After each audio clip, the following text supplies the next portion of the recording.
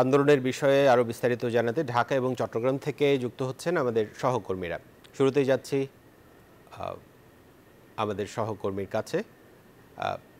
নয়নবুড়ো জয় রয়েছেন চট্টগ্রাম থেকে জয়ের সঙ্গে আমরা যুক্ত হলাম। জয়, এনবিআর কর্মকর্তা কর্মচারীদের যে দুটো আন্দোলনের ধারা বা প্রক্রিয়া চলছে, সেই আন্দোলনগুলোর বর্তমান পরিস্থিতি চট্টগ্রামে কি দেখছেন আপনি? আপনি এর আগের ঘন্টায় কিন্তু আমরা আপনাকে দেখানোর চেষ্টা করেছি।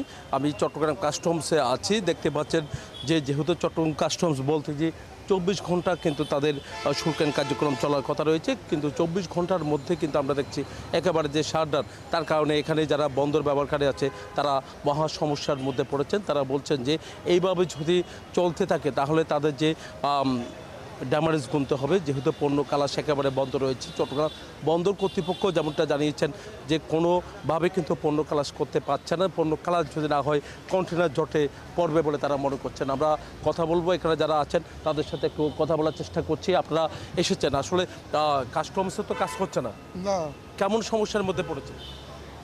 সমস্যা বলতে আজকে আমার একটা মাল ডেলিভারি ছিল, কোনো কার্যক্রম করতে পারতেছি না, মাল ডেলিভারি দিচ্ছে। আমি একটা অকশন থেকে মাল কিনছি, মালটা আজকে ডেলিভারি করব। দেখা যাচ্ছে যে এই কার্যক্রম বন্ধ থাকার কারণে আমি কোনো কাজ করতে পারতেছি না, মালটাও ডেলিভারি নিতে পারতেছি না। আর আমাদের বাংলাদেশের সবচেয়ে পান কেন্দ্র হলো এই কাস্টম। এই পান কেন্দ্র যদি এভাবে বন্ধ থাকে তাহলে দেশের সার্বিকভাবে সবাই ক্ষতিগ্রস্ত হবে। শুধু যে দেশ ক্ষতিগ্রস্ত হবে তা না, দেশের মানুষও বড় ধরনের ক্ষতির মুখে পড়বে। ইনশাল্লাহ এ ব্যাপারে সকলের দৃষ্টি আকর্ষণ তাড়াতাড়ি করে যেভাবে সম্ভব এটাকে একটা সুস্থ পদক্ষেপ নিয়ে যেন আমরা কার্যক্রম সঠিকভাবে করতে পারি। এবং আমরা বিভিন্ন লোকজন টাকা পয়সা জমা দিয়ে বিপদে পড়ে রয়েছি, মাল ডেলিভারি নিতে পারি না।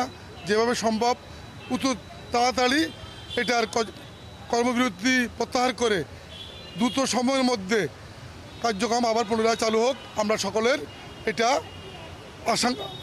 আকাঙ্ক্ষা। কেমন সমস্যা আপনারা পড়েছেন একটু যদি বলেন? আমার ওই জাহাজ আজকে ইনকামিং, আমি জাহাজের এখন রেজিস্ট্রেশন পাই নাই। জাহাজের রেজিস্ট্রেশন না পেলে ওই সিএনএফ কোনো কাজ করতে পারবে না। মানে এখানে সাপ্লায়ারের ক্ষতি হবে, আপনার ইম্পোর্টারের ক্ষতি হবে, যারা এজেন্ট আমাদের ক্ষতি হচ্ছে। মানে এটা একটা দ্রুত সমাধানের দরকার। আমি আশা করতেছি সরকারের দৃষ্টি এই জিনিস। এতক্ষণ ধরে কথা বলেছি চট্টগ্রাম বন্দরের যারা দায়িত্বে আছেন এবং কি বন্দরের কাজে যারা এসেছেন তারা কিন্তু আসলে বন্দরের কাজ কিন্তু তারা সম্পূর্ণ করতে পারছে না, যেহেতু কাস্টমসের শুল্কায়ন একেবারে বন্ধ। তার কারণে কিন্তু তাদের কাজে অনেকটা ব্যাহত হচ্ছে বলে আমাদেরকে জানিয়েছেন। এই ছিল আমার এখানকার সর্বশেষ। ফিরে যাচ্ছে আমার সহকর্মী অপেক্ষা করছেন, আগারগাঁও হয়ে আছেন রিয়া। আমরা সরাসরি যাচ্ছি রিয়ার কাছে।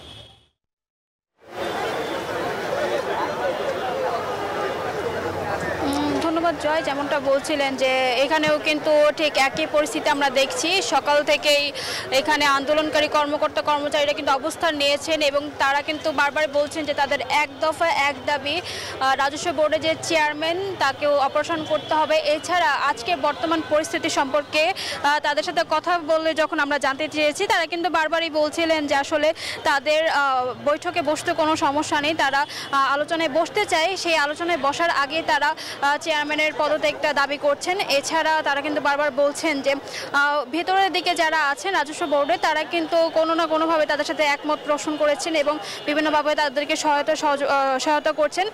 এছাড়া যদি বলে যে আজকে সকাল থেকে কিন্তু দেখা যাচ্ছে যে দেশের বিভিন্ন প্রান্ত থেকে বিভিন্ন শুল্ক এবং কর সংক্রান্ত যে কর্মকর্তা আছেন তারা কিন্তু ছোট ছোট মিছিল করে এখানে আসছেন, এখানে পৌঁছাচ্ছেন এবং তাদের সাথে একত্রতা প্রকাশ করছেন।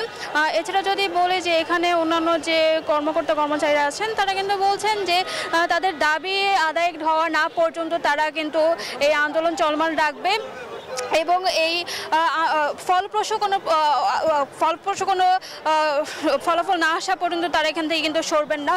তো এই ছিল এখান থেকে আমার কাছে সর্বশেষ পরিস্থিতি। সময়ের সাথে সাথে হয়তো বাকি নতুন তথ্য আমরা পাবো এখান থেকে। জি রিয়া, আপনাকে ধন্যবাদ। একই সাথে ধন্যবাদ জানাতে চাই আমাদের আরেক সহকর্মী অজয় বড়ুয়া জয়কে। বান্ডেল থাকলে প্রতি সেনমানিতে টাকা বাঁচবে। বিকাশ সেনমানি বান্ডেল কিনে জিতুন প্রতি লেনদেনে।